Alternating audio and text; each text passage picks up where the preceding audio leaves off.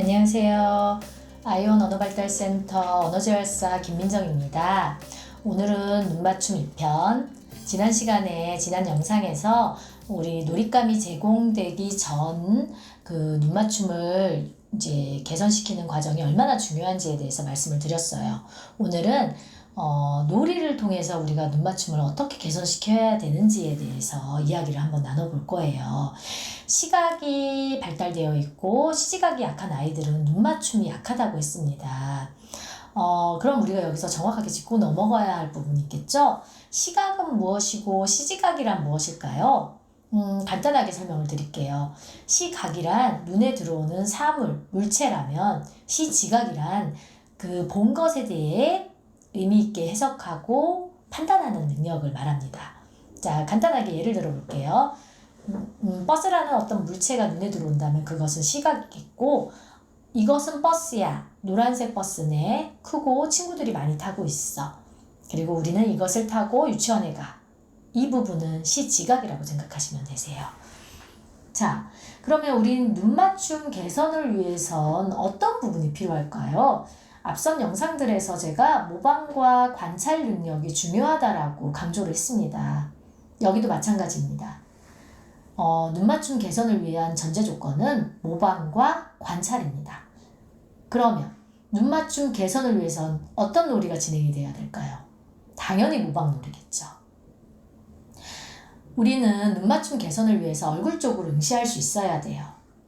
모방놀이가 큰 동작에 대한 모방놀이가 불가능한 아이가 미세한 얼굴 쪽에 대한 부분에 대한 응시가 가능할까요?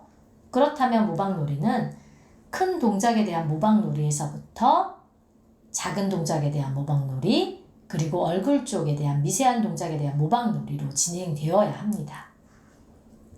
그럼 큰 동작에 대한 모방놀이부터 안내를 해볼게요. 어떤 부분이 있을까요? 온 몸을 사용하는 놀이예요. 거북이처럼 엉금엉금 기어간다던가, 음악을 틀어놓고 엄마와 손을 잡고 깡총깡총 뛴다던가, 엄마가 뛰면 아이도 뛰고, 이것 자체가 모방이 되는 거죠. 그럼 두 번째, 작은 동작에 대한 모방놀이는 어떤 부분이 있을까요? 이건 쉽게 말해서 신체의 한 부위를 사용하는 놀이라고 생각하시면 되세요.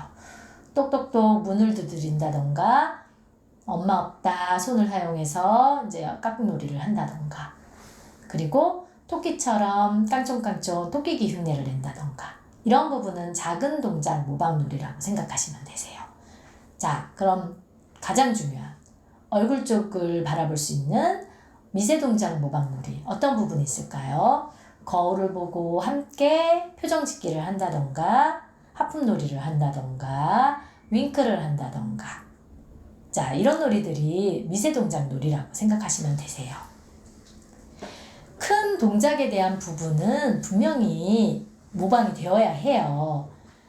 보여지는 면적이 큰 부분이 모방이 안 된다면 작은 모방도 어렵겠죠.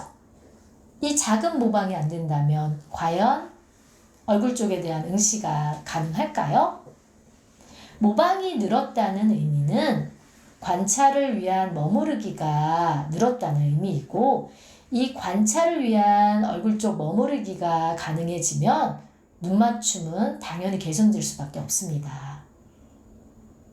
엄마가 어떤 큰 동작 모방에 대해서 보여줬는데도 아이가 그것에 대해서 반응하지 않고 모방을 하지 않는다면 아이의 주의력, 그리고 관찰력, 이해 능력을 한번 살펴보셔야 돼요. 모방이 불가능하다면 아기의 눈맞춤 개선 속도가 느리다라고 판단하시면 되세요. 이 모방놀이는 아기 발달에서 중요한 어휘 익히기와 바로 연결이 됩니다. 아기에게 어떤 어휘에 대해서 알려줬는데 아이가 어휘 수용 속도가 느리다라고 판단이 된다면 아기의 모방놀이 정도를 한번 살펴보세요. 더딘 경우가 많습니다.